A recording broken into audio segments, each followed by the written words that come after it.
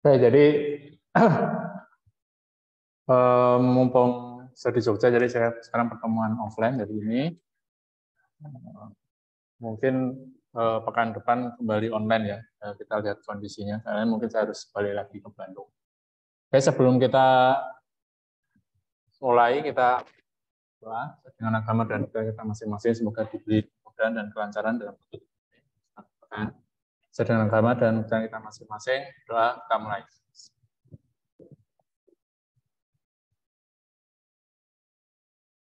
Amin. Ya, cukup. Terima kasih. Oke. Untuk hari ini kita akan lanjutkan pembahasan kita, gitu ya. Kita akan membahas tentang perawatan, program perawatan pesawat udara di sini.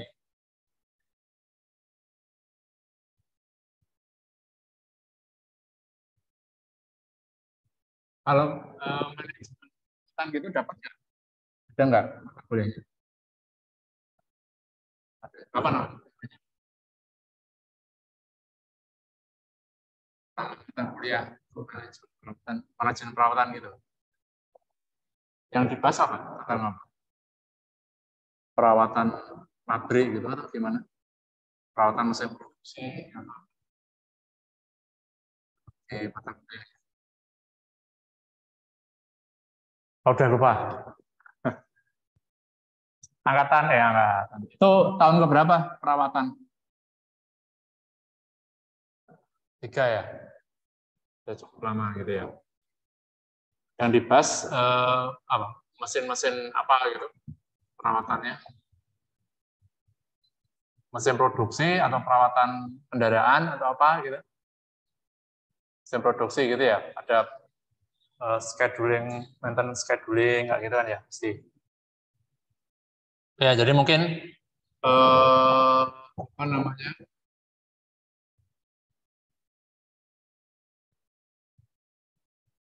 Tidak apa namanya, beda jauh gitu ya dengan mungkin perawatan yang sudah pernah dipelajari, tapi memang untuk pesawat terbang tentu saja ada bahasannya, khususannya tentang perawatan ini, karena ya beda dengan mesin produksi lah misalnya, ataupun mungkin dengan kendaraan-kendaraan atau transportasi lain ya. Kalau pesawat ini kan masalah keselamatan ini sangat penting sekali dan menjadi prioritas gitu ya, dari semuanya lah gitu ya, dari masalah kenyamanan, masalah apa namanya, servis gitu ya, sehingga perawatan juga menjadi salah satu kunci penting gitu ya dalam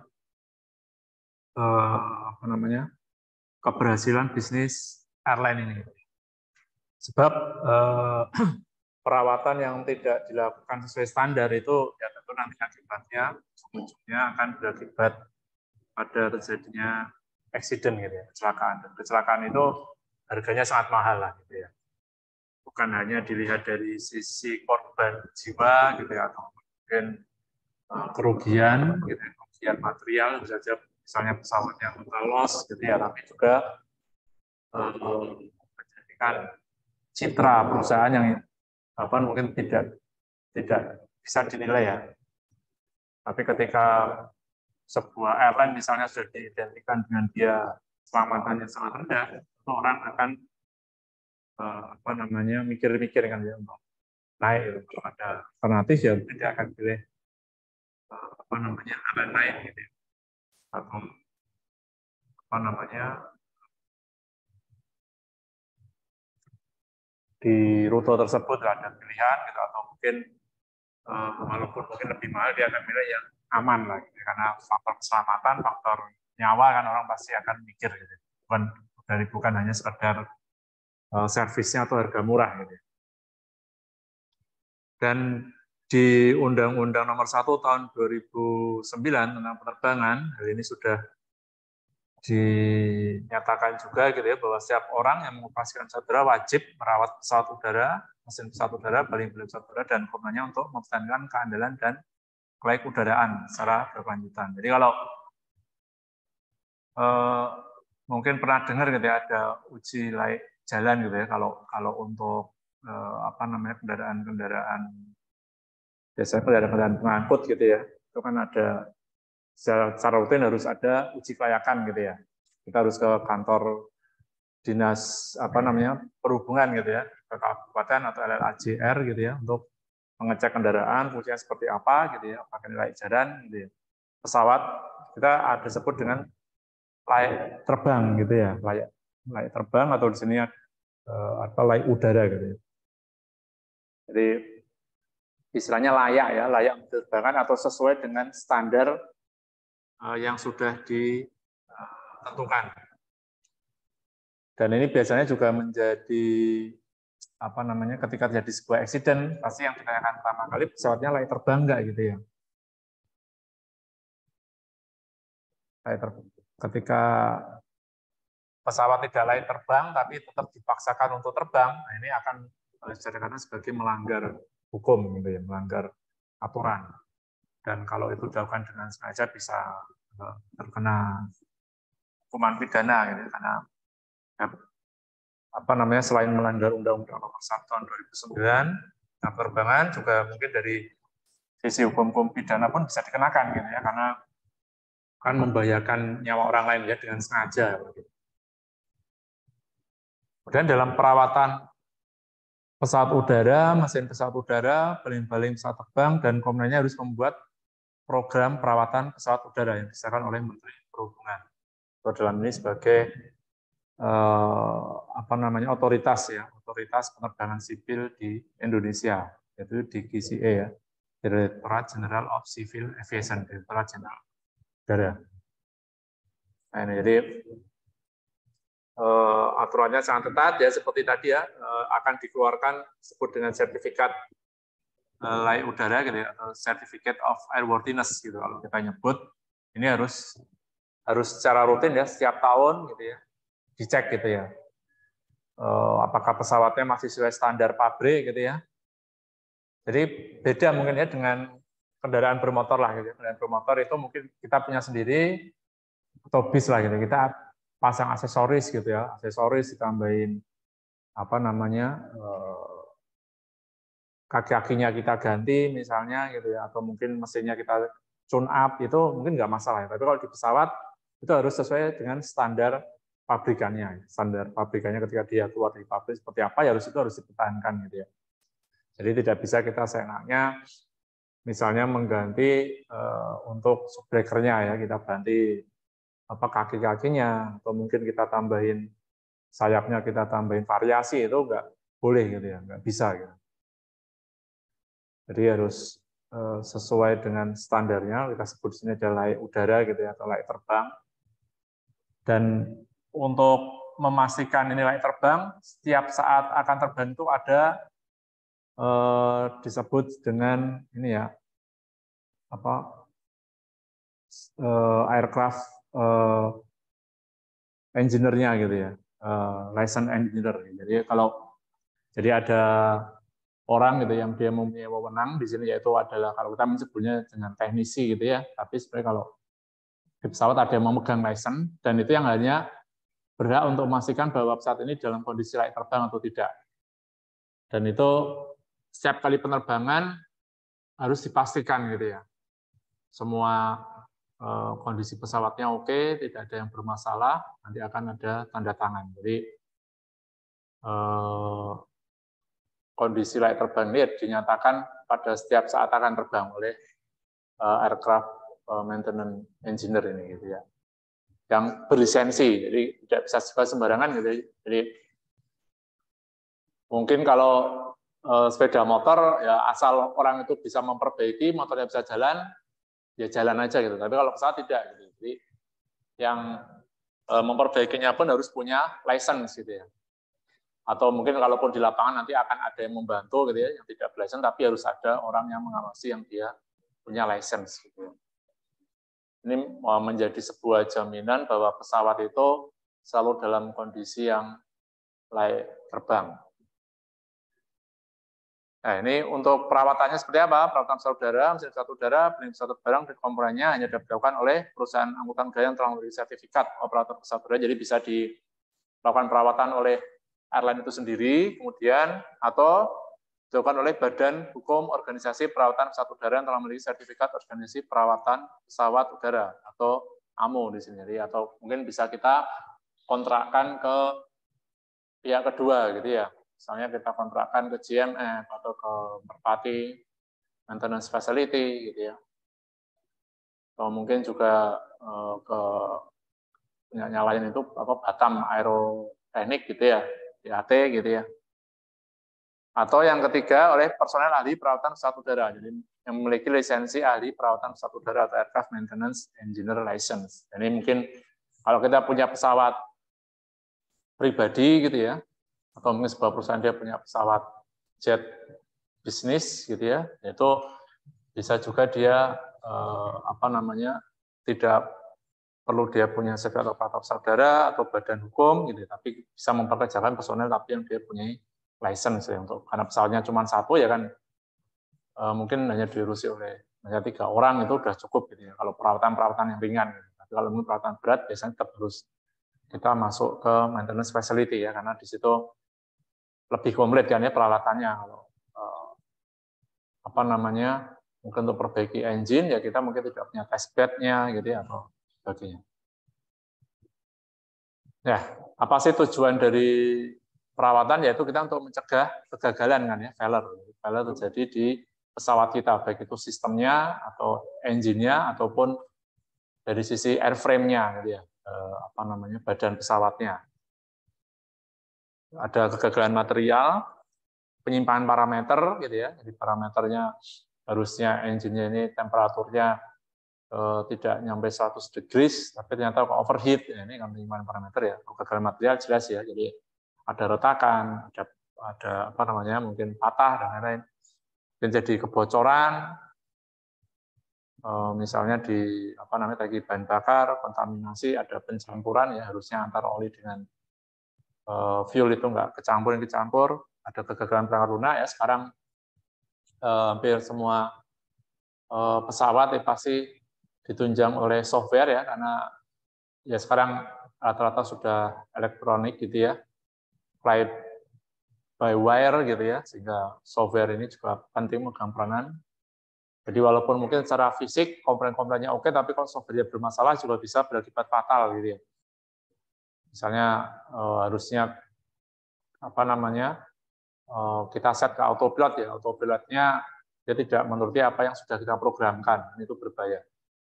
Kemudian adanya interferensi elektromagnetik, gitu. Ada kebocoran salah satu sistem elektronik ini yang dia nanti bisa mengakibatkan interferensi elektromagnetik ke komponen lainnya.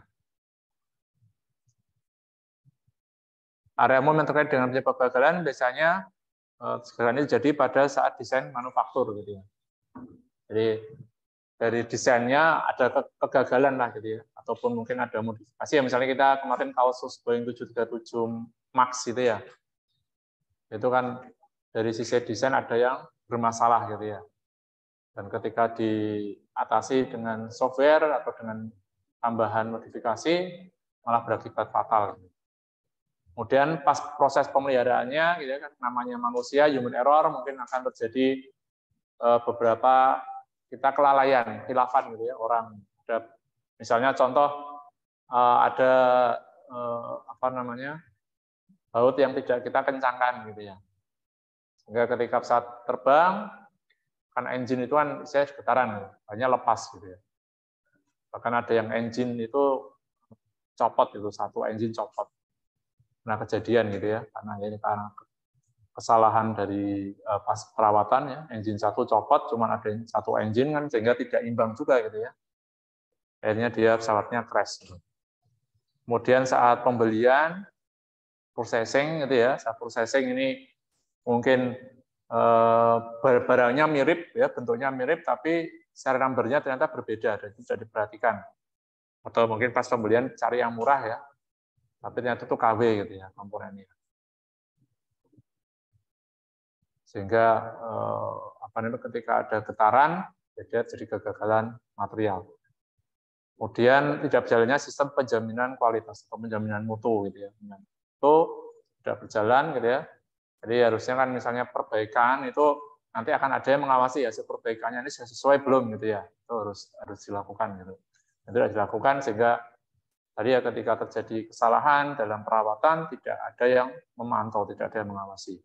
Kemudian masalah data, ya, data yang dipakai ternyata tidak tepat atau kurang sehingga tidak memberikan hasil analisis yang tepat juga dan itu bisa berakibat kegagalan. Kemudian atau dengan sengaja ya, ini ada sabotase ya, tindak kejahatan lah gitu ya, misalnya dipasangi bom gitu ya, atau ada yang sengaja dilepas gitu ya, bautnya ya, dan lain-lain. Kemudian konsekuensi kegagalan tentu saja pertama adalah keselamatan gitu ya. Yang pasti keselamatan ini harga yang paling mahal adalah kehilangan nyawa kan gitu ya. Bahkan atau mungkin di bawahnya ada cedera atau ada kerusakan barang gitu ya. Kehilangan peralatan ya, total loss gitu misalnya pesawatnya hilang, nah, pesawatnya rusak nggak bisa dipakai terbang lagi kan rugi. Kemudian dari sisi operasional mengurangi efisiensi pengoperasian pesawat ya paling secara jadi misalnya autopilotnya rusak gitu ya, atau mungkin ada engine-nya dia tidak bekerja sempurna sehingga engine lebih boros gitu. Atau kalau autopilotnya rusak ini biasanya nanti ya autopilot kita juga bisa setting ya pada kondisi kita pengen kondisi yang paling hemat, dengan mode hemat itu bisa gitu. Itu rusak kan sehingga kita tidak bisa melakukan penghematan bahan bakar dari sisi operasional sehingga tidak efisien. Kemudian non operasional tidak mengurangi efisiensi moneter tapi pada tambahan biaya perawatan langsung ya, tidak mengurangi efisiensi ya mungkin nanti akan muncul ya ketika terjadi kerusakan ya tambahan biaya ya untuk memperbaikinya lagi gitu ya. Tadinya mungkin hanya kerusakan ringan tapi kita diamkan saja itu nanti bisa menjadi kerusakan yang lebih berat. Ini ada tersembunyi tapi fungsional, tidak ada dampak yang terlihat gitu ya. Jadi mungkin kegagalan ini ya secara umum tidak mempengaruhi performance langsung, tapi nanti suatu ketika terjadi pemicunya ya, ada yang sistem lain yang gagal, nah ini akan berakibat fatal ya. Misalnya kerusakan pada sistem untuk fire protection atau fire extinguisher apa anulah pemadam kebakaran lah gitu ya. Jadi kan seperti di engine itu kan ada begitu keluar api atau engine-nya kebakar kita bisa tarik tuas gitu ya di kokpit untuk menyemprot pemadam zat pemadam gitu ya untuk mematikan api di engine. Mungkin pada saat engine normal ketika terjadi kerusakan pemadam kebakaran tersebut mungkin kan nggak kerasa ya, tapi ketika nanti engine-nya rusak bakar gitu ya jadi kebakaran dan ketika kita ingin memadamkan ternyata tidak bisa kan sehingga akan jadi kerusakannya lebih parah atau bahkan mungkin bisa berakibat fatal gitu karena tidak bisa segera dipadamkan api di engine-nya gitu. Engine tersembunyi fungsional tidak ada dampak terlihat tapi meningkatkan kemungkinan kegagalan berganda tadi ya. Itu contohnya. Mengapa perlu perawatan? Ya terutama saja nomor satu adalah keselamatan ya. Masalah safety. Ini harga yang tidak bisa ditawar dalam bisnis penerbangan. Kemudian juga regulasi seperti itu, gitu ya. Bagaimana kita menjaga pesawat itu terus layak udara atau layak terbang, gitu ya. Dan harga sebuah kecelakaan itu sangat mahal lah, gitu ya. Jangan sampai lebih baik mungkin kita boros dalam perawatan, mengeluarkan banyak uang dalam perawatan daripada nanti terjadi kecelakaan. Karena kecelakaan itu harganya ya berlipat-lipat lebih gitu ya daripada biaya perawatan. Dan yang tidak ternilai adalah reputasi perusahaan gitu ya, mungkin akan sulit untuk kembalikan. Kemudian masalah ketersediaan atau availability gitu ya. Jadi ketika pesawat sering rusak dan rusaknya mungkin juga kita tidak rencanakan ya, perawatan yang tidak kita rencanakan yaitu akan memberikan tambahan biaya ya. Misalnya kita harus memberikan delay service ya karena pesawatnya terlambat, kemudian kompensasi kalau terlambat cukup lama gitu ya. Atau juga nanti kita perlu ada biaya pembatalan dan tentu saja reputasi ya kalau pesawatnya sering terlambat ya karena pesawat sering rusak itu juga nanti orang penumpang akan malas gitu ya atau tidak menjadi pilihan utama untuk penerbangan. Kemudian masalah keekonomian ya karena kalau sering rusak sering akan keluar biaya ya. Jadi perawatan ini sebenarnya bukan hanya sekedar untuk memperbaiki yang sudah rusak, tapi juga menjaga agar tidak rusak kan. Sebenarnya tujuan utamanya sebenarnya adalah lebih ke perawatan preventif gitu ya. Itu yang diusahakan dengan seminimal mungkin adanya perawatan yang korektif. Nah kalau perawatan preventif biasanya pasti akan biayanya lebih besar ya, harus mengganti komponen ya tadi karena nanti harus ada delay dan lain-lain. Nah ini, jadi konsep-konsep dalam perawatan udara yang harus mungkin kita ketahui, pertama adalah perawatan harus dilakukan sejalan dengan pengoperasian pesawat. Nah, ini ditujukan untuk mempertahankan kondisi layak udara bagi pesawat, komponen, dan perlengkapannya. Jadi harus selama pesawat beroperasi, ya selama itu juga kita harus melakukan perawatan. Gitu. Bahkan ketika pesawat tidak beroperasi pun, gitu ya, misalnya kemarin pas COVID kan banyak pesawat yang tidak terbang, itu tetap harus dijaga gitu ya. Harus tetap dicek gitu ya, kondisinya, mesinnya harus dipanasi gitu ya, dan lain-lain. Dan yang pasti selama pesawat beroperasi kita harus menjaga kondisi pesawat agar tetap layak terbang gitu ya. Dan komponennya juga terjaga gitu. Perawatan dilakukan untuk menjaga kondisi pesawat seperti dengan preventif dan mengembalikan kondisi semula setelah mengalami kerusakan atau tindakan korektif. Ada preventif, ada operatif. Preventif itu sebelum jadi kegagalan atau misalnya kita mencegah gitu ya. Kan mencegah itu pasti akan lebih murah daripada nanti kita harus mengobati atau memperbaiki. Walaupun juga nanti akan ada strategi ya karena perawatan preventif ataupun korektif itu ya tergantung pada akibat gangguan fungsional dan keefektifan perawatan gitu. Jadi mungkin memang tidak semua, misalnya contoh perawatan preventif itu kita mengganti suku cadang pesawat, itu sebenarnya adalah perawatan preventif ya sebelum jadi kegagalan. Karena apa? Karena kalau kita menunggu part atau spare part itu rusak dulu gitu atau komponen tersebut rusak dulu, nanti bisa berakibat fatal, sehingga sebelum terjadi kerusakan bisa kita ganti dulu, dan itu biasanya sudah ada penjadwalannya. Jadi ada schedulingnya untuk komponen ini, dia umur pakainya sekian jam terbang gitu ya, atau sekian hari kalender, itu semuanya nanti akan ada di maintenance manual. Jadi kalau sudah harinya nanti diganti ya akan dilakukan penggantian komponen, jadi tidak menunggu sampai komponen tersebut rusak. Tapi ada juga beberapa komponen yang akan kita ganti setelah komponen tersebut rusak gitu ya. Karena dari sisi keekonomian dia akan lebih hemat dengan cara itu, dan juga dari sisi keselamatan yang menjadi pertimbangan utama itu adalah bahwa komponen tersebut kalau rusak itu tidak akan mempengaruhi secara langsung keselamatan. Ya, misalnya kerusakan untuk di lampu kabin gitu ya. Ya, lampu kabin itu kan tidak langsung mempengaruhi keselamatan ya. Lampu kabin mati pun kan nggak masalah ya, pesawat masih bisa terbang dengan aman gitu ya. Tapi nanti tetap harus diganti gitu ya. Sehingga ya untuk menentukan keefektifan kebijakan perawatan dibeli perlu diketahui terlebih dahulu pada penurunan performa yang terjadi ya tadi ya. Patokannya performance gitu ya. Apakah kalau seandainya komponen ini rusak, performanya turun enggak gitu, atau bahkan keselamatannya ya, terganggu. Kalau itu cukup penting ya sebelum rusak harus kita ganti. Misalnya ban pesawat gitu ya. Jadi kita tidak nunggu sampai ban pesawatnya itu pecah baru kita ganti, itu tidak gitu ya.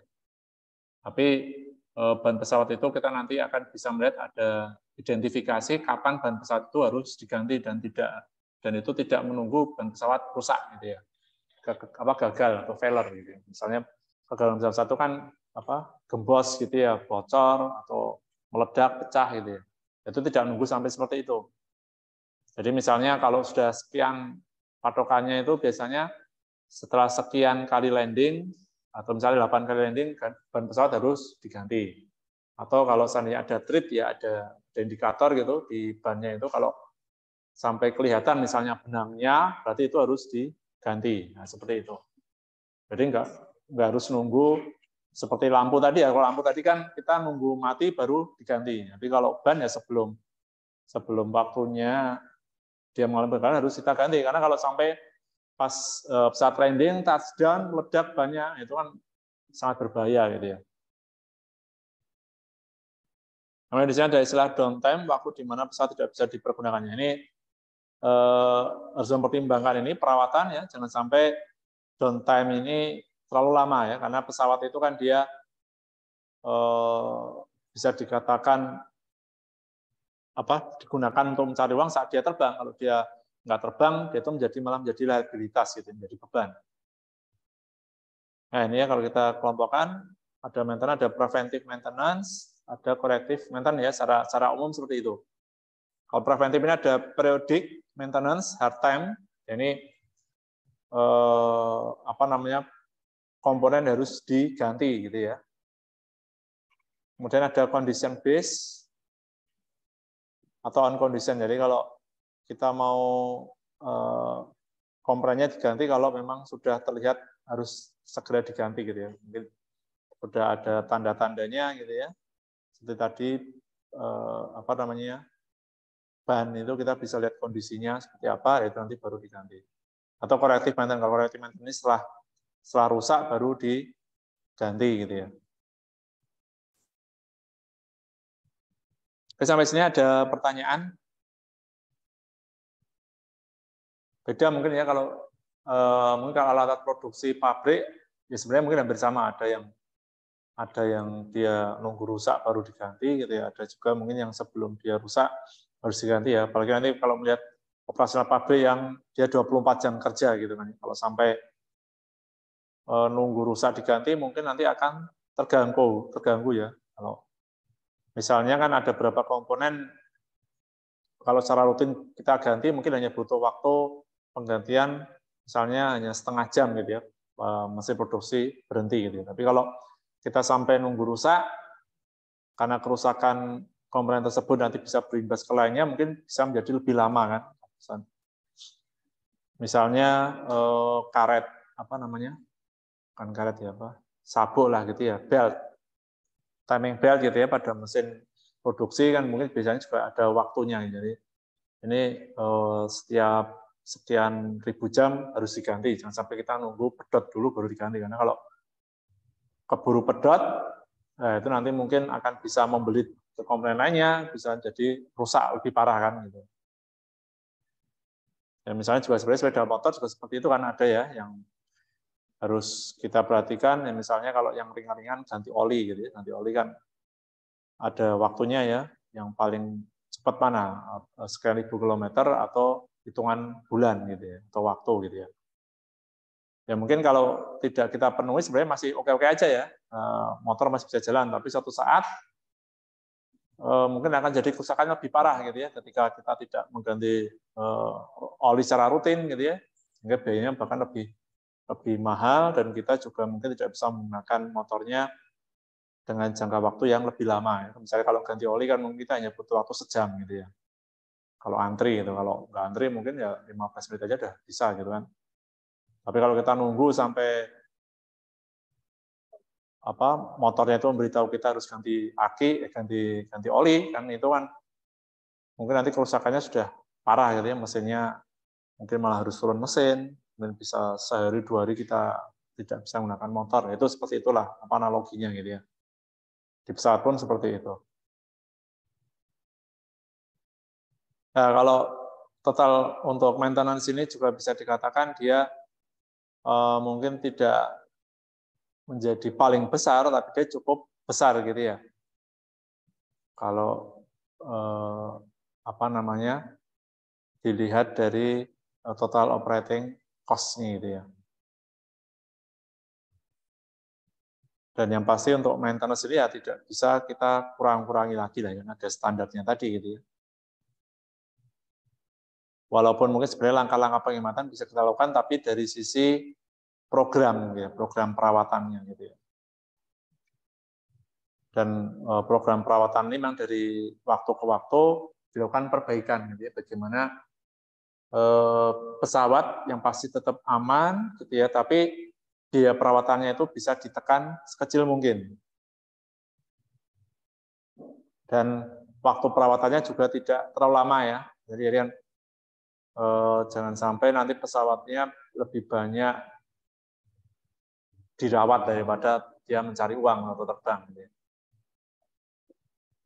Ini biaya maintenance ada di sini ya, dan masuk dalam kategori direct operating cost, itu maintenance. Maintenance cost gitu, di situ nanti ada direct maintenance cost gitu ya. Perbaikan bisa on aircraft, off aircraft, jadi kalau on aircraft ini biasa kita tidak perlu masuk ke hanggar ya. Kalau off aircraft ini mungkin kita harus mencopot komponen-komponen pesawat,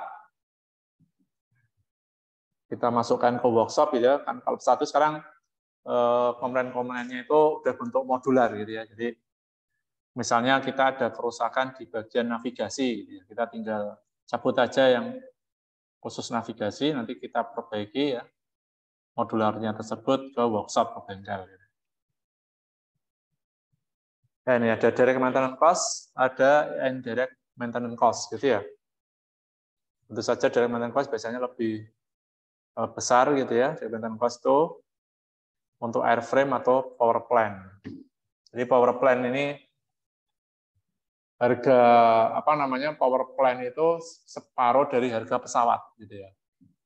Harga engine-nya, gitu ya. 2 engine itu sama harganya lebih separuhnya pesawat, jadi cukup penting. Dan perawatannya ini juga biasanya kategorinya dipisahkan ya, perawatan airframe ataupun power plant. Bisa dilakukan on aircraft gitu ya, atau off aircraft. Off aircraft ini berarti komponennya kita copot, kita masukkan ke bengkel engine-nya gitu ya, kita copot, masukkan ke bengkel khusus engine gitu ya. Nah, kemudian nanti untuk pembagian-pembagiannya itu komponen-komponen ini dikelompokkan dalam kategori ATA chapter gitu ya, untuk mempermudah sebenarnya. Jadi mesin itu nanti kode ATA-nya apa, untuk AC itu apa gitu ya, untuk head control apa. Itu nanti di buku manualnya itu nanti ada pengelompokan seperti itu, sehingga akan memudahkan gitu ya untuk perawatan sistem tersebut atau dibagi gitu ya. Kemudian subdivision nanti into komponen gitu ya, ataupun subdivision into maintenance action. Jadi lebih kelompokan lagi, misalnya mesin gitu ya. Mesin itu kan ada beberapa bagian gitu ya, ada ke turbinnya, ada ke kompresornya, ada ruang pembakarannya, itu nanti bisa dibagi-bagi lagi gitu ya komponennya. Kemudian juga pekerjaan-pekerjaan untuk perawatan turbin itu apa, perawatan kompresor itu apa gitu ya.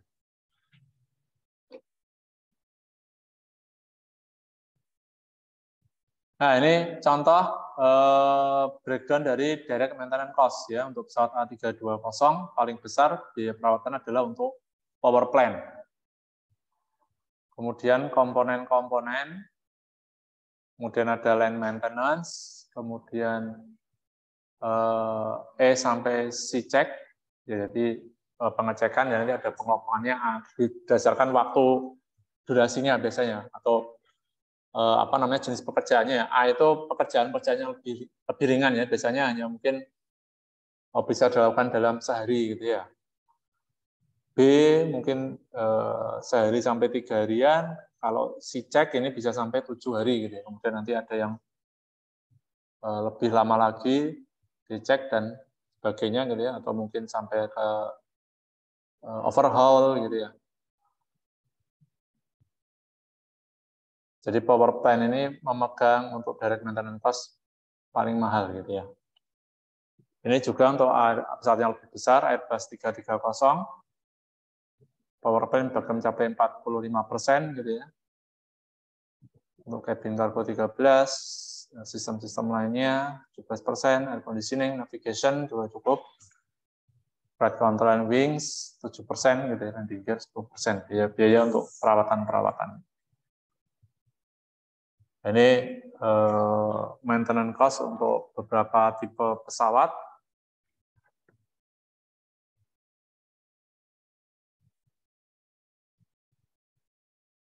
Antara apa namanya, euro ini ya, hitungannya euro per block hour. Jadi paling mahal tentu saja pesawat dengan tipe yang besar gitu ya, B747, B767 gitu ya, ini yang paling mahal gitu ya. Menengah ada B737-300, ini perkiraan biaya low, kemudian tengah-tengah, kemudian sampai biaya mahal gitu. Jadi memang untuk perawatan ini, walaupun mungkin jenis perawatannya beda, tapi nanti kalau provider perawatannya berbeda, juga harga bisa berbeda ya, tergantung nego juga gitu ya. Misalnya kalau grup Lion, dia perawatan di BAT ya pasti harganya lebih murah gitu ya, pada misalnya kalau ada airline lain di luar yang akan melakukan perawatan di situ.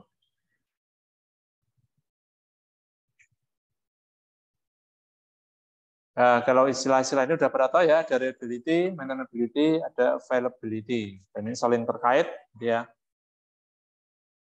Semakin reliable, ya misalnya semakin handal gitu ya.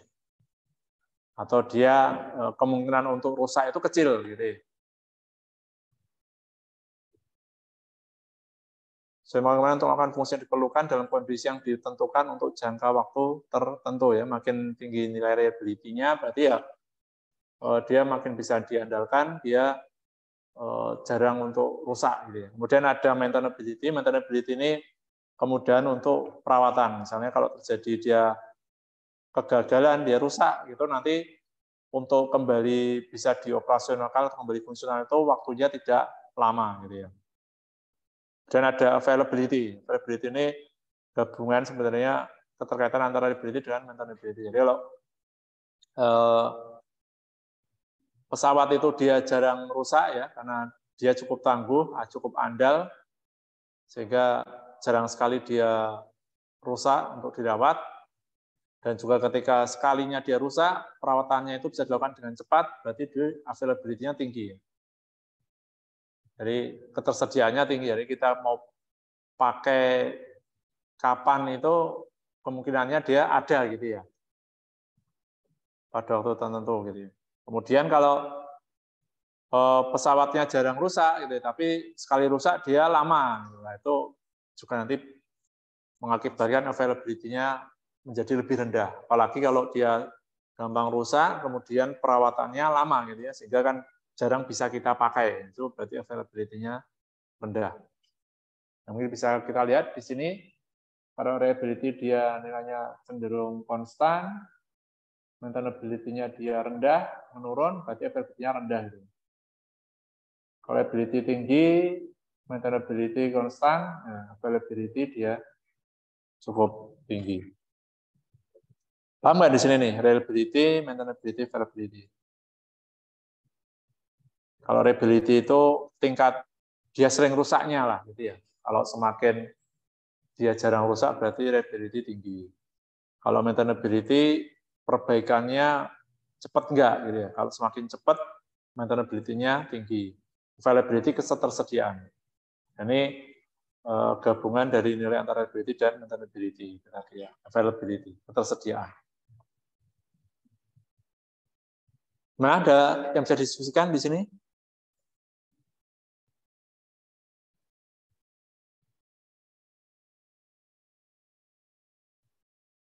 Absen sudah semua?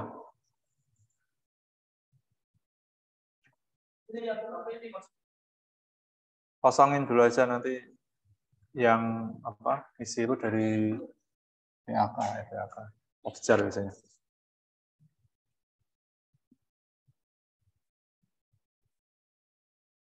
Oke, jika ada yang didiskusikan, Muhammad Zaki mana?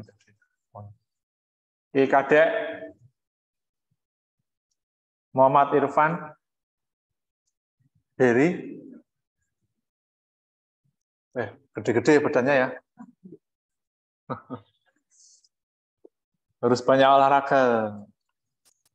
Olahraganya apa olahraganya? Olahraganya apa? Futsal.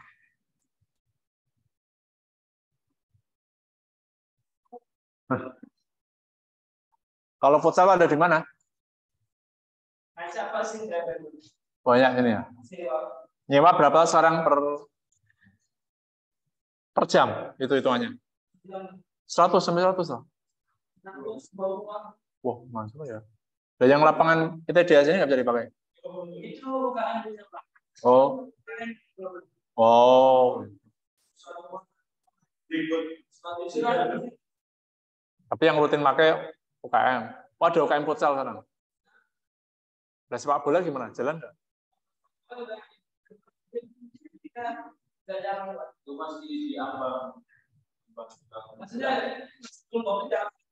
Nah, ya. Sekarang kok nggak di mana lagi? Oh. Kan dulu kan lumayan prestasinya kalau sepak bola itu. Saya ikut liga-liga gitu kan kalau dulu. Tapi yang paling praktis ya futsal ya, nggak butuh banyak orang, itu udah jalan gitu kan. Kalau sepak bola 2 kalinya soalnya butuhnya kan. Dan waktunya juga lama gitu ya. Kalau futsal kan cepat dan malam pun bisa gitu ya waktunya. Oke, kita lanjutkan. Ya, untuk manajemen perawatan ini ada 3 teknik utama yang dipakai gitu ya. Ini tujuannya untuk meminimalkan beban kerja dan mengurangi gangguan layanan karena perawatan gitu ya. Jadi perawatan itu penting gitu ya. Tapi apa namanya? Dari sisi manajemen harus ada apa namanya? Perbaikan lah, istilahnya gimana. Jangan sampai perawatan itu mengurangi efisiensi perusahaan gitu ya, atau istilahnya mengurangi profit ya, atau mengurangi peluang untuk mendapatkan profit gitu. Sehingga bagaimana sih caranya agar pesawat tetap layak udara gitu ya, layak terbang, kondisinya oke, tapi juga dari sisi pelayanan ataupun dari sisi operasional itu tidak terganggu. Sehingga ada 3 hal ini yang apa namanya menjadi solusi lah gitu ya. Pertamanya ada equipment redundancy gitu ya, atau sistem duplikat gitu. Jadi ada sistem utama, sistem cadangan gitu ya, sehingga apa namanya ketika salah satu rusak masih ada backupnya lah gitu ya. Ini pun juga ini terkait juga dengan keselamatan sebenarnya. Jadi misalnya radio komunikasi gitu ya, di pesawat itu bukan hanya ada 1, tapi ada 2 gitu. Sehingga ketika radio yang 1 rusak, dia masih bisa menggunakan untuk yang radio yang keduanya.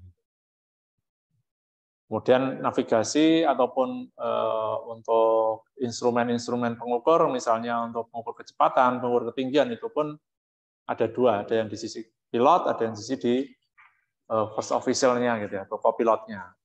Hingga yaitu sisi keselamatan seperti itu. Kemudian juga ketika terjadi kerusakan, misalnya itu kerusakannya itu terjadi di remote station gitu ya, misalnya bukan di base station, biasanya kalau remote station itu sumber dayanya itu minim gitu ya. Tidak, di situ tidak ada spare part, di situ tidak ada mungkin teknisi yang apa namanya yang sesuai dengan bidang, misalnya yang rusak itu avioniknya gitu ya. Ini tidak ada yang ahli avionik, sehingga kalau untuk memperbaiki dia harus di base station gitu ya.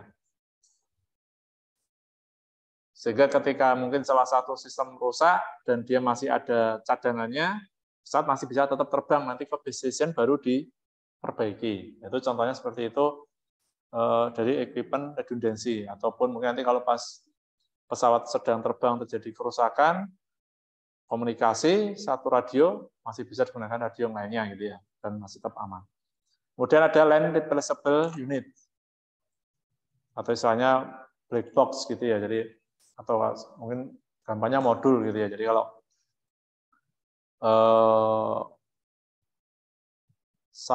satu modul khusus atau LRU itu misalnya untuk VOR. VOR itu alat navigasi lah. Gitu. Itu rusak, ya nanti tinggal dicopot gitu ya. Itu dicopot untuk sementara mungkin diganti oleh LRU yang cadangan atau kita mungkin punya di gudang gitu ya, kita masukkan dulu nanti sambil diperbaiki dulu yang modul yang rusak itu di bengkel, nanti setelah itu baru dipasang lagi.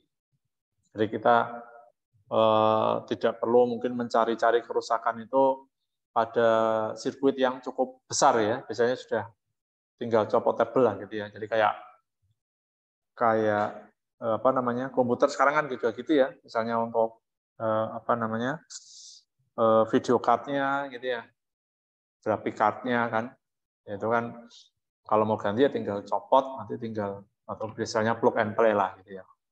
Kemudian ada minimum aircraft dispatch requirement. Ini nanti hubungannya dengan minimum equipment list gitu ya, MAL atau master minimum. Master minimum equipment list ini yang dikeluarkan oleh pabrik, kalau minimum equipment list ini dikeluarkan oleh airline. Jadi ada istilah minimum equipment list. Jadi pesawat itu kan punya banyak ribuan komponen gitu ya. Dan bisa saja salah satu akan rusak. Nah, tapi apakah seandainya salah satu komponen itu rusak, apakah otomatis pesawat tidak boleh terbang kan? Kalau seperti itu ya nanti apa namanya pesawat akan lebih banyak tidak terbang ya, karena namanya komponen itu ya dia ada kemungkinan untuk rusak gitu. Nah, untuk memastikan pesawat tetap bisa beroperasi walaupun ada bagian yang rusak, tapi bagian yang atau komponen yang rusak itu tidak mempengaruhi dari sisi keselamatan, itu nanti ada minimum equipment list ini. Jadi secara umum apakah pesawat yang komponennya ada yang rusak itu boleh terbang? Boleh gitu ya. Asalkan komponen tersebut masuk dalam minimum equipment list. Jadi misalnya begini, misalnya lampu landing light-nya pesawat rusak gitu ya.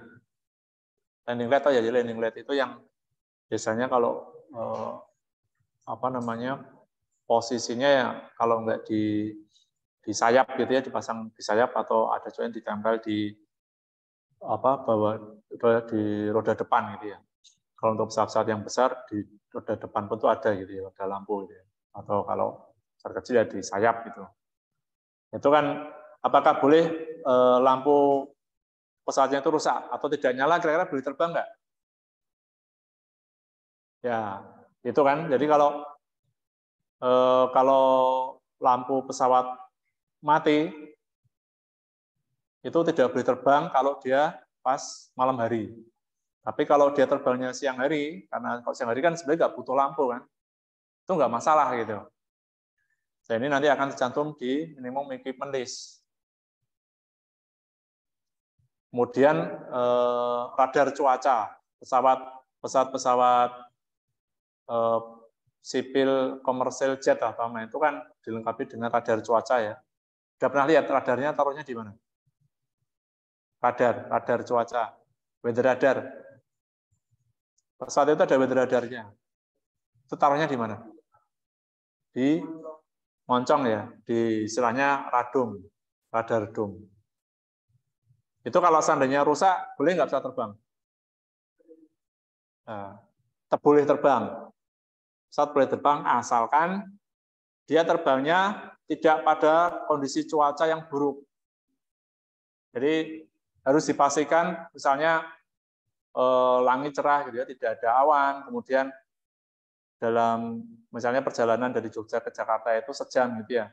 Dalam sejam itu dipastikan nanti atau dari perkiraan cuaca kemungkinan hujan kecil gitu ya. Kemudian nanti juga di Jakarta cuaca cerah gitu. Itu boleh terbang gitu ya. Walaupun radar cuacanya rusak. Tapi ada catatannya tadi, visibility bagus, kemudian juga cuaca bagus, itu boleh terbang, tetepan nggak masalah. Tapi nanti di Jakarta harus diperbaiki, karena kalau di Jogja karena nggak ada spare part, dan dia hanya ada penggantinya di Jakarta, yaitu dengan kondisi-kondisi tersebut itu masih boleh beroperasi gitu ya. Dan ini semuanya ada di minimum equipment list. Jadi tidak semua kerusakan di pesawat itu mengakibatkan pesawat itu tidak boleh terbang gitu ya. Beda kalau yang rusak misalnya di flight control-nya gitu ya. Radarnya tidak bisa digerakkan. Nah, kalau itu tidak boleh terbang gitu, karena itu istilahnya no-go item. Tapi kalau seandainya yang rusak hanya autopilot, itu tetap boleh terbang gitu ya. Tapi nanti akan ada pembatasan, hanya boleh terbang seharian ini boleh terbang, tapi besok harus diperbaiki, baru boleh terbang autopilotnya gitu ya. Kan pesawat itu masih bisa terbang dengan aman ketika autopilotnya rusak gitu ya. Walaupun nanti mungkin beban pilot akan menjadi lebih tinggi, kemudian juga terbangnya menjadi lebih tidak nyaman ya, karena manual ya. Kalau manual itu apalagi jangka waktu yang lama itu berat gitu ya, harus mengontrol ketinggian terus gitu ya pilotnya. Kemudian ketika belok juga dia harus membelokkan secara manual, mengatur kecepatan. Tapi kalau ada autopilot kan semuanya dilakukan oleh mesin gitu ya, dibantu oleh komputer. Tapi tetap boleh terbang, tapi nanti ada syarat-syaratnya gitu ya. Nah, ini yang disebut dengan minimum equipment list gitu ya. Dan penelitian harus dilakukan dengan berapa set pedoman? 1, 3, 10, atau 30 hari. Jadi nanti ada syarat-syaratnya, kondisinya tetap boleh beroperasi, dan juga kerusakan tersebut harus diperbaiki dalam jangka waktu 1 hari, atau hanya 1 kali penerbangan aja boleh rusaknya, harus diperbaiki, atau sampai 30 hari ya. Misalnya tadi yang rusak itu hanya istilahnya di toilet gitu ya, atau mungkin pelayanan penumpang, itu boleh rusak cukup lama gitu ya, tapi nanti harus diperbaiki juga gitu ya, karena tidak langsung terkait dengan keselamatan penerbangan. Kemudian ada dispatch deviation guide gitu ya, itu yang perawatan yang tidak diperlukan. Jadi misalnya ada altimeter yang rusak gitu ya, itu harus ada keterangannya gitu ya, harus bahwa ini operates gitu ya, itu harus ada keterangannya sehingga nanti pilot tidak salah baca gitu. Kemudian ada configuration deviation list. Jadi hal ini berhubungan dengan biasanya dengan eksterior pesawat gitu ya, ada penutup cover untuk lubang pengisian bahan bakar yang lepas, itu pesawat masih boleh terbang, tapi nanti biasanya akan ada penalti berat. Jadi kalau kita lihat pesawat itu kan sebenarnya kalau di luar ada panel-panelnya gitu ya, baik untuk menutupi flap ya, atau mekanisme flap atau apa, itu mungkin nanti suatu saat akan ada yang copot gitu ya. Itu tetap bisa terbang, tapi nanti akan ada penalti dari maksimum take off speed-nya. Nah, kita masuk ke pekerjaan perawatan. Tadi jelas nggak tentang MEL? Nanti mungkin perlu lihat MEL gitu ya. Jadi pekerjaan perawatan ada yang mulai dari yang ringan ya, misalnya inspeksi, pemeriksaan ini yang cukup utamanya mengandalkan mata gitu ya.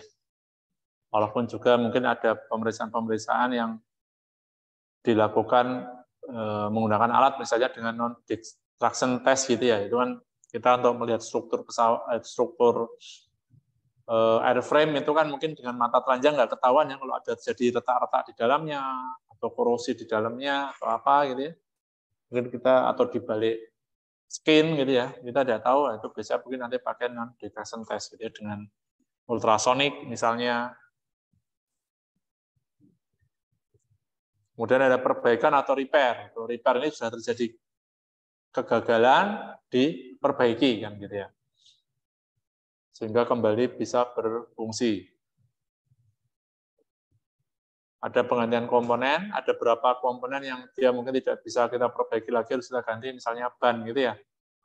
Itu kan harus kita ganti ya, karena kalau misalnya ban itu yang paling cepat diganti biasanya, karena ketika touchdown itu kan pasti ada bagian yang kebakar gitu ya, dan itu semakin lama makin tipis, makin tipis, makin tipis.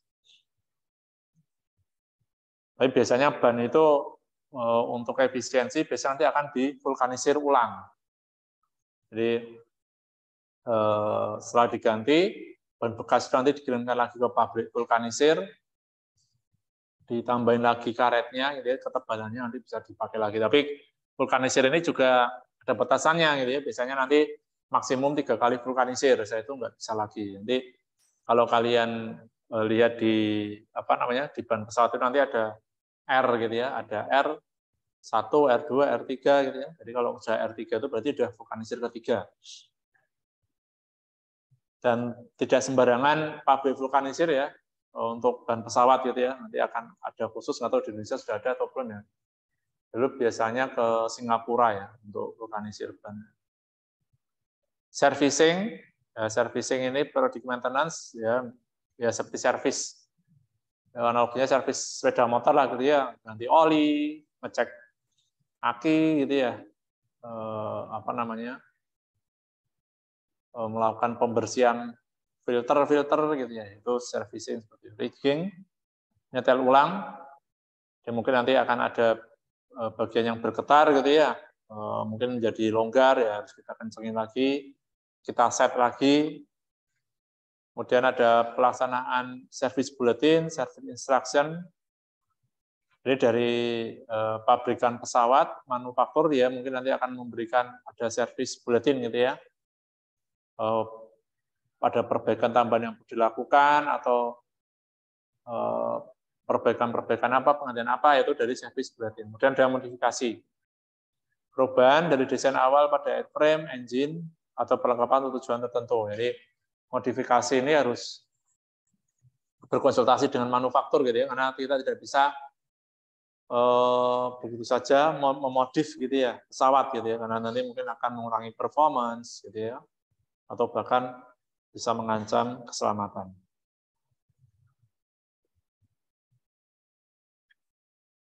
Nah ini contoh rencana untuk perawatan ya di pesawat, ada pre-flight, ini setiap saat mau terbang dilakukan pre-flight.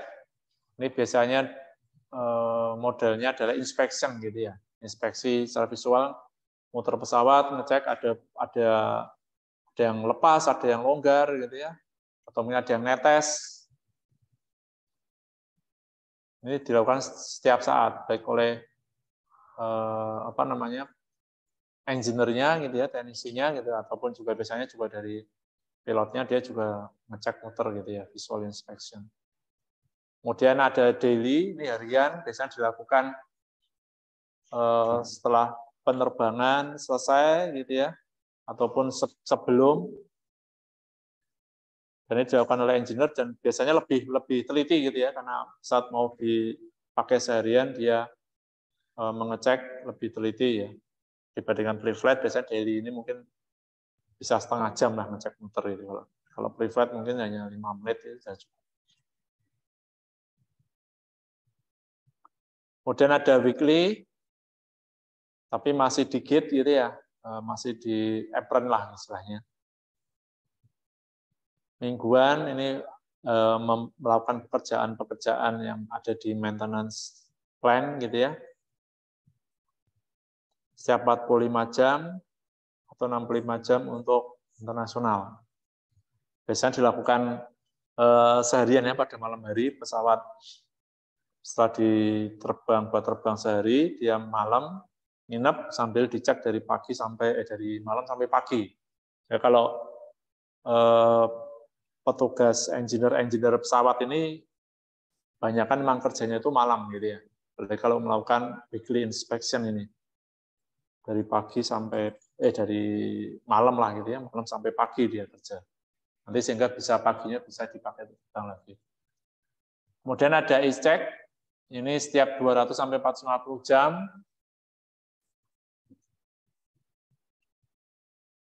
Jadi setiap saat terbang 22 sampai 37 hari dia melakukan e-check ya. Ini dilakukan seharian penuh gitu ya. Kemudian ada B-check, setiap saat terbang digunakan 6 sampai 8 bulan. Nanti akan lakukan B-check 1 sampai 3 hari gitu ya. lakukan perawatan, masuk ke hanggar juga karena butuh peralatan-peralatan lebih banyak.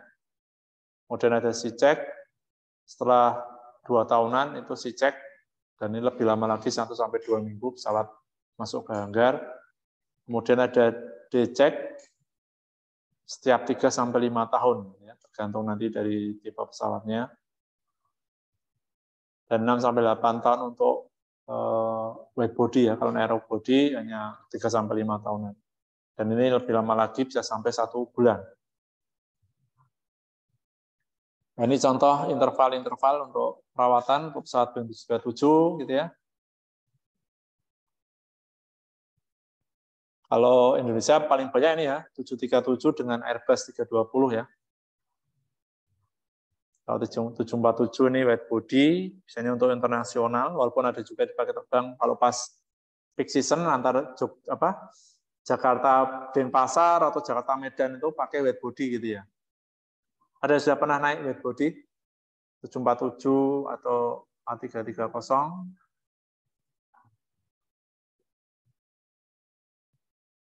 Kebanyakan nih ya A320 gitu ya.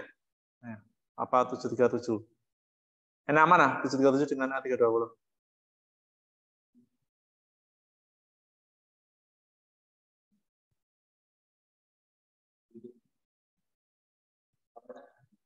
Oh, tapi kalau cabin sebenarnya lebih luas A320 kalau cabin. Dan teknologinya lebih modern A320 ya. A320 itu full flight by wire sebenarnya.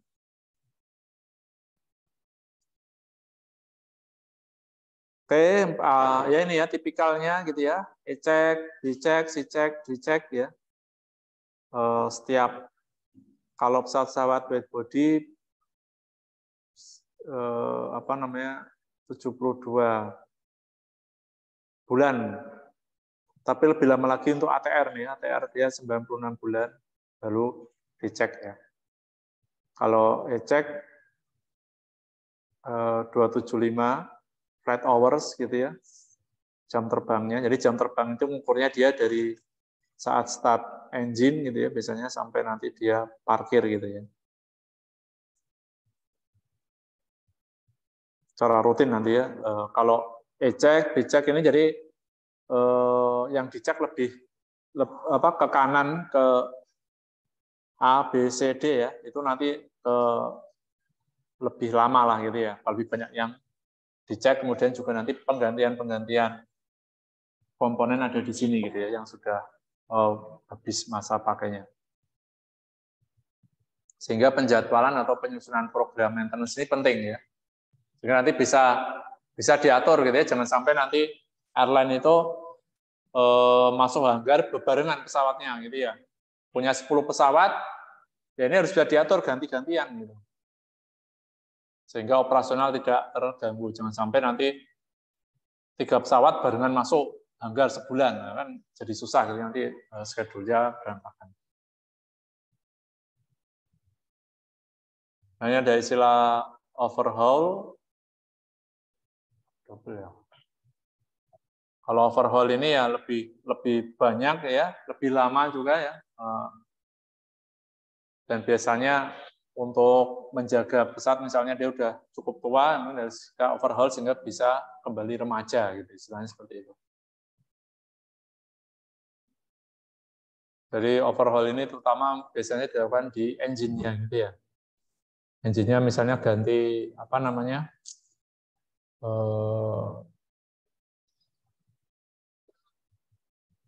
yang apa? Istilahnya apa ya? Seal-nya ya diganti baru, gitu ya. Kemudian dilakukan pengecekan ulang gitu ya untuk turbin-turbinnya. Yang tadinya engine-nya udah mulai netes olinya gitu ya. Ini bisa di stop gitu ya. Bocoran-kebocoran tersebut. Sehingga pesawat engine yang tadinya boros kalau di overhaul bisa jadi menjadi seperti engine baru lagi gitu. Kemudian juga airframe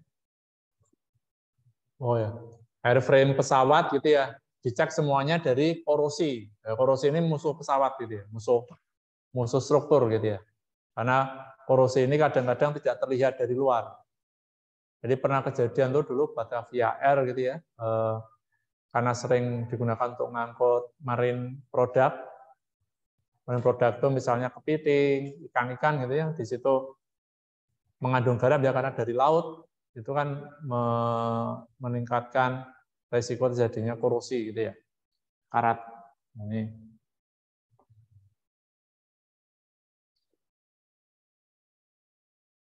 Kontrak maintenance. Jadi kita mendirikan airline itu kadang-kadang kita tidak mau juga dipusingkan dengan perawatan gitu ya. Walaupun untuk perawatan ringan mungkin masih bisa kita lakukan, tapi untuk perawatan berat kan kita tidak harus mendirikan sendiri hanggar gitu ya. Sehingga di sini kita mungkin perlu memberikan meminta bantuan dari pihak kedua gitu ya. Jadi di sini ada kontrak maintenance. Dan kita juga tidak perlu membuat banyak fasilitas maintenance di tiap bandara kan. Kalau ada kontrak ini, ya kita bisa memberikan untuk maintenance-nya ketika di outstation dilakukan oleh kontraktor ini ya, kontraktor maintenance ini.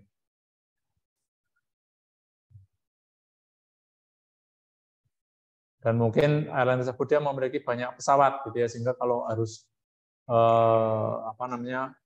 menyiapkan modal, menyiapkan peralatan untuk setiap tipe pesawat itu akan berat sekali gitu ya. Sehingga mungkin ada beberapa yang perawatan pesawatnya diserahkan ke pihak kedua.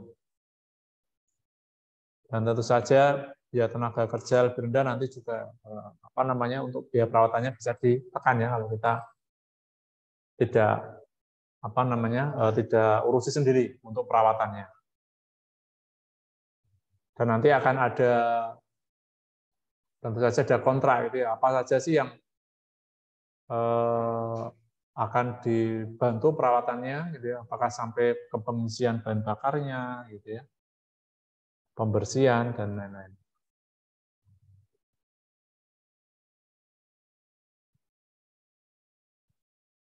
Ya, sampai sini mungkin ada pertanyaan-pertanyaan.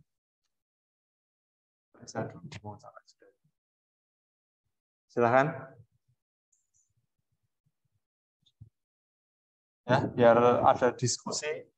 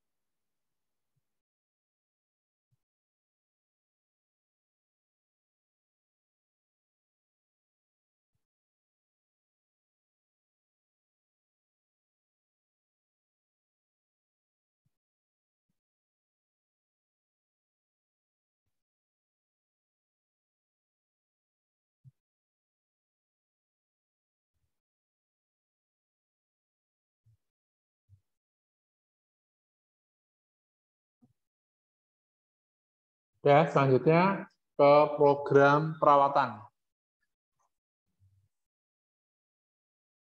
Jadi maintenance program.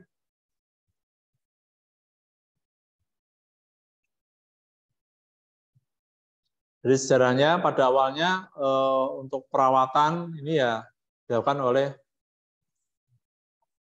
karena dulu mungkin skala pesawat tidak terlalu besar gitu ya, pilot dan mekanik pesawat untuk perawatan berdasarkan pengalaman masing-masing gitu. Jadi ya masih ya trial and error gitu ya, makin banyak pengalaman, ya makin dia punya kemampuan gitu ya.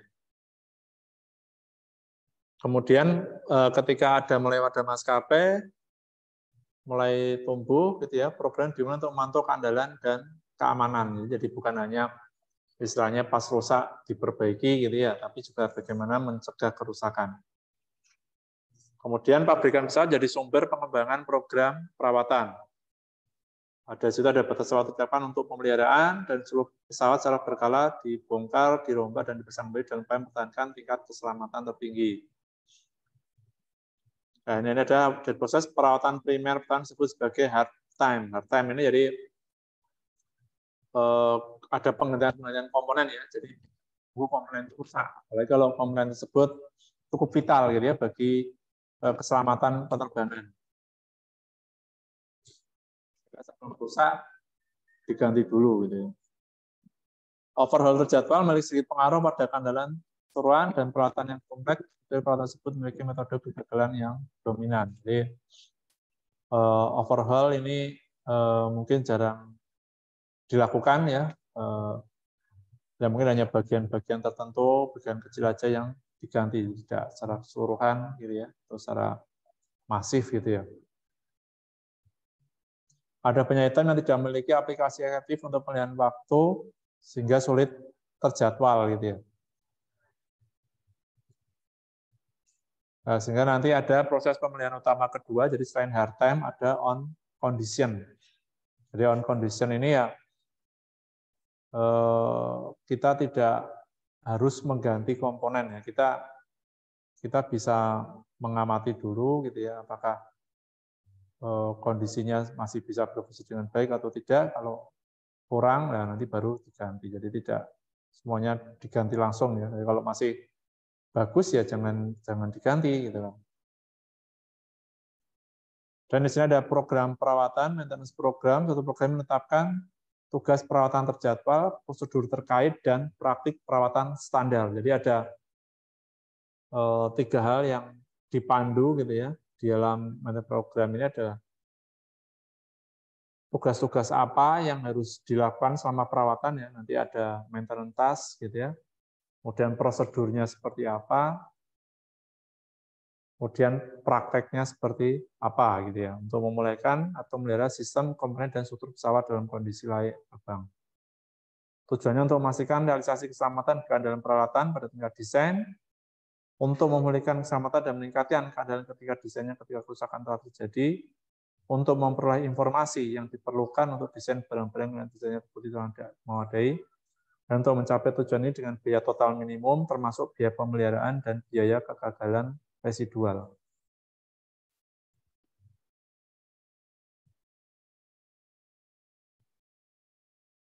Nah, untuk program-program perawatan ini diawali ya. Ini ada istilah maintenance steering group. Gitu ya. Ini adalah gabungan dari beberapa instansi. Situ ada Badan Penerbangan, Air Transport Association, kemudian maskapai penerbangan, produsen pesawat, pemasok, dan perwakilan dari FAA. Jadi perawatan ini menjadi tanggung jawab bersama ya, konsen bersama. Dibahas bagaimana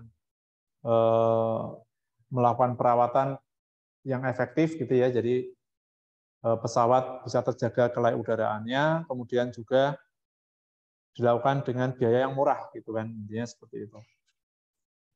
Ya, pada tahun 68 muncul ada dilakukan MSG 1 ini ya, menghasilkan beberapa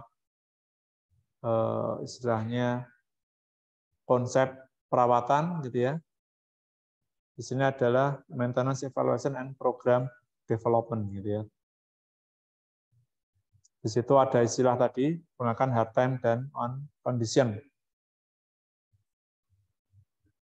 Di situ nanti bagi-bagi menjadi maintenance task gitu ya, dan intervalnya dilakukannya perawatan berapa waktu sekali ya, berdasarkan jam terbang, kemudian kalender hari gitu ya, hari kalender gitu. Kemudian ada MSG 2, selain hard time, on condition ada juga condition monitoring. Tidak ada layanan atau infeksi yang dijadwalkan untuk menentukan integritas kemudahan servis, namun kinerja mekanis dipantau dan dianalisis. Ini condition monitoring. Jadi ada hard time, on condition, dan condition monitoring. Jadi kalau MSG1 tadi hanya ada hard time itu berarti komponen langsung diganti gitu ya. On condition, kalau memang sudah saatnya diganti, ya diganti gitu ya, dicek gitu. Oh, ini sudah tidak bisa berfungsi dengan baik, diganti ya. Kemudian ada condition monitoring. Condition monitoring ini ya secara rutin terus-menerus diawasi performanya. Kalau sudah mulai terjadi penurunan fungsi dan performan diganti. Nah, ini flowchart untuk MSG2 bisa kelihatan ya. Nanti akan ditentukan gitu ya. Apakah terkait dengan safety? Kalau yes di bawah gitu ya. Apakah kerusakannya ditemukan saat maintenance? Yes, berarti on condition. Kalau saat tidak maintenance ya, di luar maintenance berarti kan misalnya pas operasi rusak, berarti dia hard time gitu ya. Oh, nggak mau harus diganti gitu kan. Kemudian kalau tidak terkait dengan keselamatan, apakah perlu tahu saat ini gagal? Kalau tidak, ya dilakukan rutin check gitu ya. Kalau rutin check dilakukan berarti on condition, kalau tidak berarti hard time. Jadi nanti bisa lihat kapan itu hard time, kapan on condition dari flowchart ini. Dan ada MSG yang ketiga, tahun 79-an. Jadi tidak membedakan antara pembedakan untuk alasan keselamatan dan nilai ekonomi. Jadi sangat berat dan sulit untuk dikelola karena jadi ini istilahnya untuk pengembangan ya dari MSG2. Dan sulit untuk dikelola karena memerlukan begitu banyak komponen untuk dilacak satu per satu. MSG2 tidak secara efektif menangani peningkatan kompleksitas sistem pesawat. Jadi karena dari hari ke hari gitu ya, saat makin kompleks, teknologi makin maju sehingga makin kompleks, komponen juga makin banyak, sehingga jadi tidak efektif MSG2 tadi ya. MSG2 tidak membahas peraturan yang berkaitan dengan toleransi kerusakan dan evaluasi kelelahan struktur. Yang kalau sekarang sudah ada program pencegahan dan pengendalian korosi ya, CPCP. Corrosion Prevention and Control Program. Kajian tugas ATM orang pada pengembangan proses penilaian baru yang berorientasi pada tugas yang diberikan sebagai MSG3. Proses mengadopsi metodologi desain tree dengan tujuan utama memisahkan item yang berhubungan dengan keselamatan dan ekonomi, dan B, mendefinisikan perlakuan yang memadai dari kegagalan fungsional yang tersembunyi. Nah, untuk MSG3 nanti bentuknya taskat gitu ya. Mulai dilakukan yang kerjaan yang paling ringan di atasnya, misalnya failure prevention, kemudian kalau ada failure pending, potential failure heading, kemudian ada failure avoidance. Dilakukan lubrication gitu ya, pengelompokannya, kemudian operasional visual check, inspection, kemudian ada restorasi dan discard. Discard ini ya berarti mungkin perlu kita ganti gitu ya. Nah ini perbedaannya makin detail ya. Untuk MSG2 kan hanya condition monitoring, on condition, dan hard time. Kalau MSG2 condition monitoring itu ada operating monitoring dilakukan operation crew, ataupun mungkin nanti dari sisi kalau terjadi kerusakan tiba-tiba gitu ya, on condition and schedule maintenance. Kemudian kalau on condition-nya ada functional check, inspection, dan operational check. Hard time ya, discard ataupun restoration. Dan sini ada lubrication service. Analisis di MSG3 ini ada sistem analisis, struktur analisis, ada jurnal analisis ya. Jadi untuk mencari kegagalan atau mencegah kegagalan, ini ada sistem analisis berdasarkan pengelompokan sistem-sistem gitu ya, atau berdasarkan pengelompokan secara struktur ataupun zona.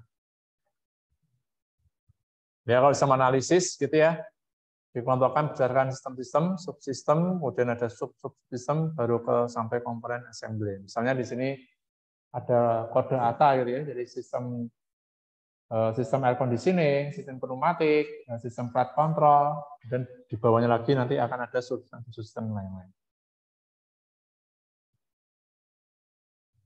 Kemudian kalau berdasarkan ini tingkat dari apa namanya?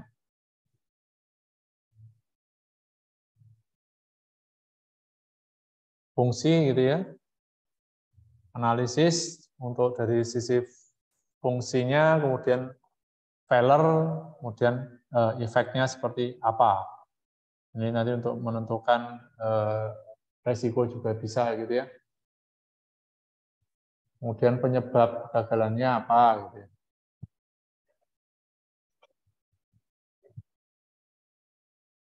Jadi akan dilakukan gitu ya analisis dari setiap fungsi yang maintenance significant items MSI ini ya.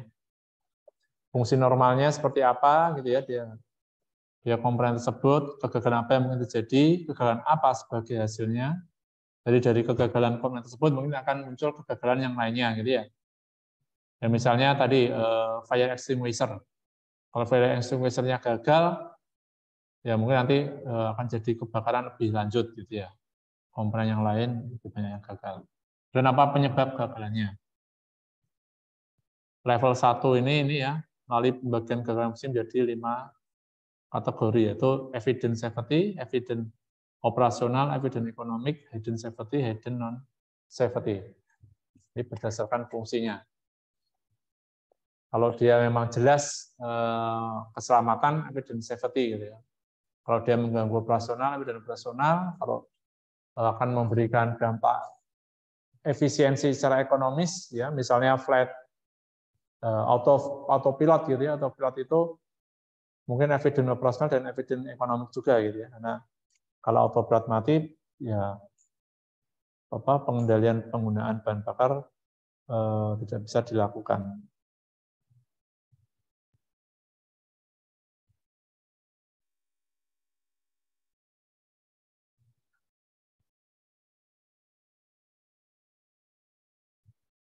Ya, kemudian untuk struktur gitu ya, dalam SG3 ini juga dikembangkan ada untuk kegagalan struktur ya. Kegagalan struktur ini cukup penting gitu ya. Sehingga ada desain awalnya adalah save life. Jadi kalau save life ini ya yang beban kerjanya itu hanya 1.000 pound, tapi kita desain strukturnya lebih dari 1.000 pound. Misalnya 1.500 ya, kalau di sini 100 pound ya, 100 pound kita desain 150 pound ya, sehingga masih ada margin sampai 50 pound kan ya. Jadi masih aman gitu ya. Tapi struktur penopang ini ya, yang gantung ini diganti setiap 25.000 jam untuk walaupun dia kapasitasnya bisa sampai 150, tapi karena mungkin dia fatigue atau apa untuk mencegah putus, ya sebelum 25.000 jam terbang harus diganti gitu. Kemudian ada fail safe. Fail safe ini bila salah satu putus, masih ada satunya lagi ya, tapi didesain dua-duanya 100 pound ya. Jadi tidak ada masalah kalau salah satu gagal, masih ada satu lagi yang menopang gitu ya. Dan ada istilah damage tolerance. Bagian dinamikanya lebih kuat dari yang seharusnya, namun ia diperlukan untuk memiliki kegagalan tertentu pada bagian tersebut sampai batasnya. Jika gagalnya diletakkan, dia punya letak kritis pada batasnya. Gambar belum menunjukkan ide tentang damage tolerance. Tapi pada nyatanya makanya kamar bagiannya sebelum retakan berkembang menjadi retakan kritis. Jadi di sini ada konsep CPCP gitu ya, corrosion prevention and corrosion control. Itu program pencegahan dan pengendalian korosi. Yang tadinya hanya kawat 2 gitu ya. Nah, ini dia bentuknya struktur gitu ya. Dan juga dilakukan inspeksi secara rutin, apakah jadi retakan, gitu. Kalau jadi retakan kan nanti arahnya bisa ke dalam struktur. Ada save life awal-awal, ada fail safe, ada damage tolerance untuk desain strukturnya. Kalau sekarang ya banyak kan ke ini ya, yang ke damage tolerance. Jadi mengizinkan untuk jadi kerusakan tapi pada batasan tertentu gitu ya. Dan untuk analisis strukturnya, dari analisis sistem, hal pertama yang harus dilakukan adalah mengetahui esensi struktural significant item. Jadi item-item apa yang cukup signifikan gitu mempengaruhi dari fungsi struktur ini. Structural integrity necessary for safety for flight, ground pressure control load.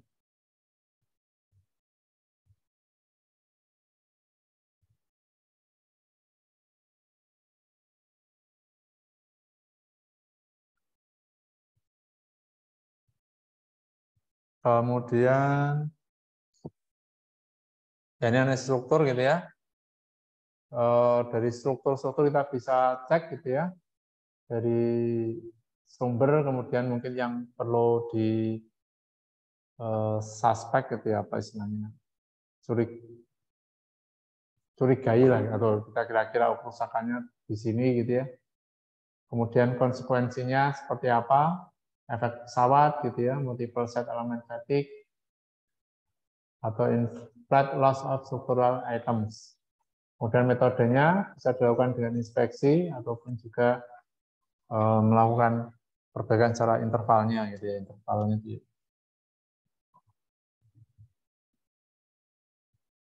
Kemudian sistem analisis, struktur analisis, kemudian terakhir ada zona analisis gitu ya. Ini zona-zona yang perlu diperbaiki.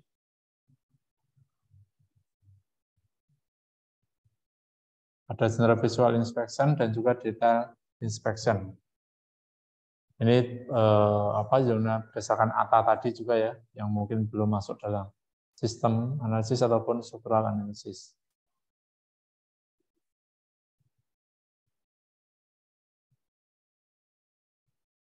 Dan ini perbandingan antara MSG2 dengan MSG3. MSG2 itu hanya sistem analisis dan struktural analisis, kalau MSG3 ada jurnal analisis. Kemudian MSG3 ini berdasarkan task oriented system analysis. Kalau MSG2 proses oriented system analysis.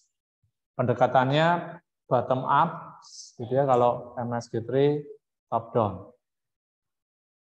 Kita mulai berbicara dari MSG3 ini ya, MSG3 berbicara dari pesawat, kemudian ke sistem, baru komponen. Tapi kalau MSG itu dari komponen, atasnya baru ke pesawat. Dan untuk pengelompokannya, prosesnya tadi ya, kalau MSG3 itu sebutnya proses, ada hard time,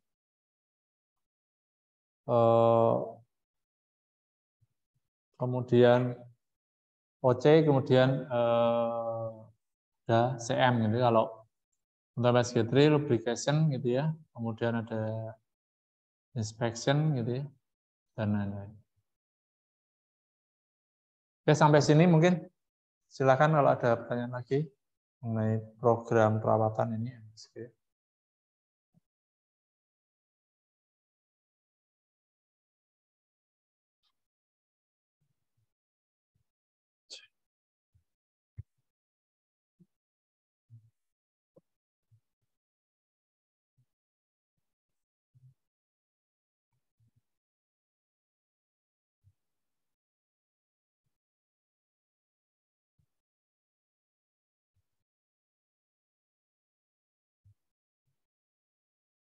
Nah, selanjutnya adalah program development,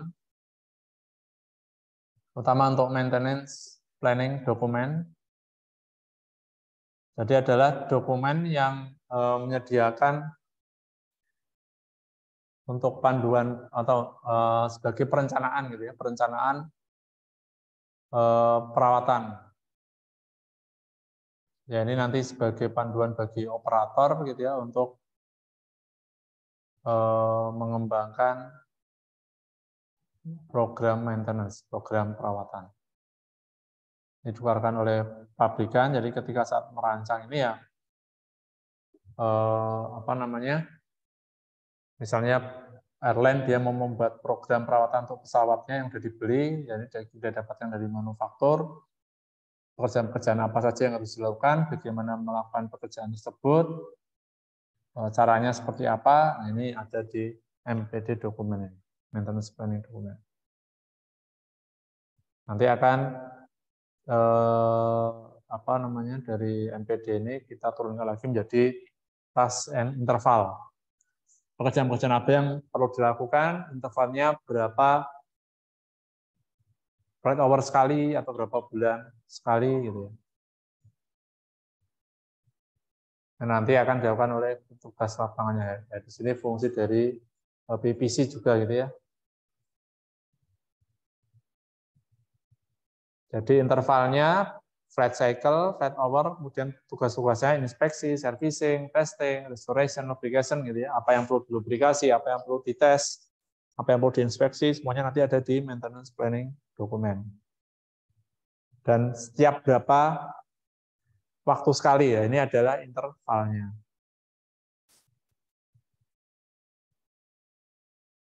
Nah, Property Maintenance Program ini ya terdiri dari beberapa dokumen, jadi ada vendors manual, MP dokumen, operating condition aids, AD, SB, SIL, ETOPS, RFISM, manual-manualnya ya.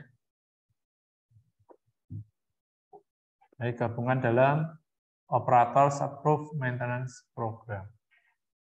Dan juga peralatan-peralatan dari National Aviation Authority.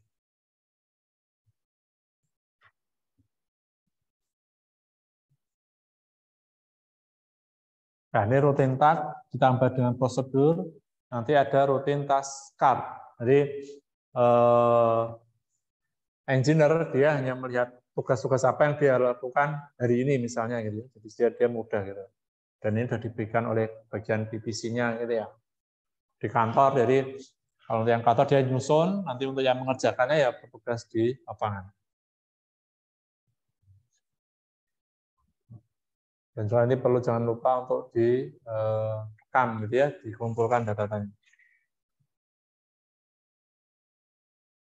Maintenance program dapat dengan support dokumen MM, EDM, BC, dan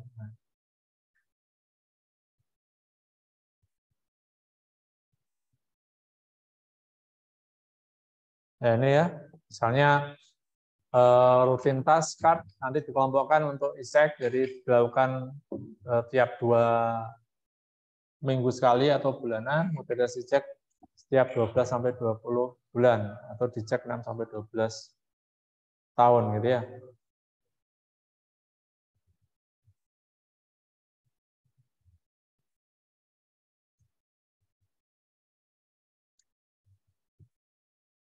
Ada block maintenance program gitu ya, sudah direncanakan. Jadi untuk C sampai C4 nanti biasanya C4 nanti baru dicek gitu ya. Kemudian dari A ke A ada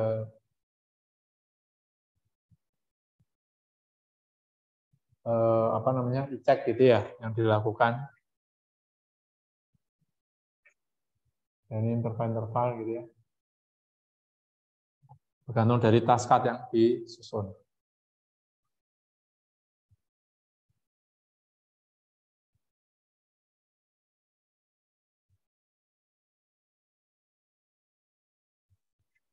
Jadi sebelum C-check dilakukan, biasanya nanti akan ada 9 E-check gitu ya, di antara ini. Jadi sampai bulan ke-6 lah gitu ya, sudah banyak sekali E-check yang dilakukan.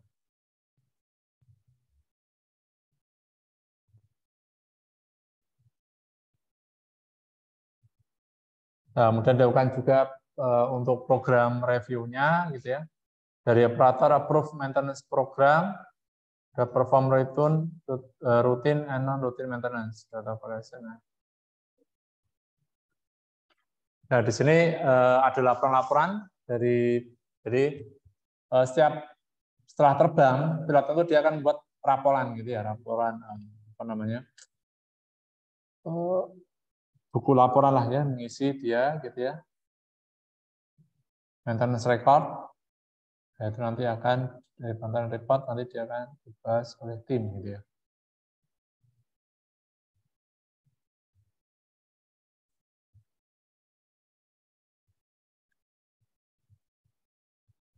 Ya, nanti juga mungkin akan ada revisi, jadi MPD ini juga tidak kaku, dinamis ya, kalau ada masukan-masukan dari pabrik, ada suatu hal kekurangan baru yang ditemukan, ya nanti kemudian MPD bisa aja direvisi.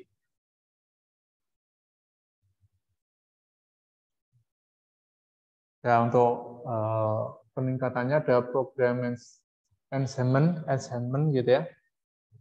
Itu ada maintenance review board report, maintenance plan document, dan industrial steering committee.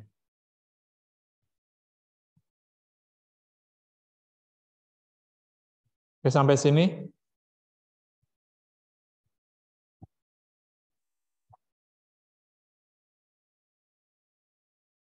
Silakan jika ada pertanyaan. Kelompoknya sudah mulai mengerjakan ya tugas ya.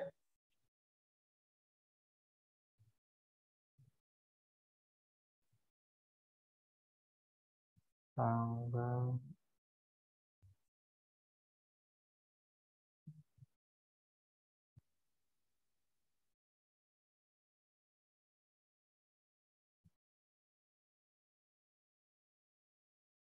kemarin hadir semua nggak nih pas kelas online? Hadir semua ya?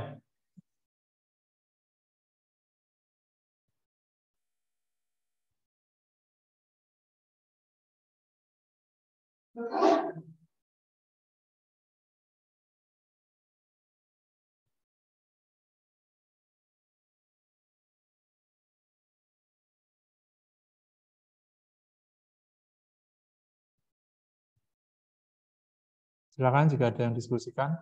Jika tidak, mungkin kita akhiri pertemuannya. Ya, untuk pekan depan online lagi ya kayaknya ya. Harus balik ke Bandung.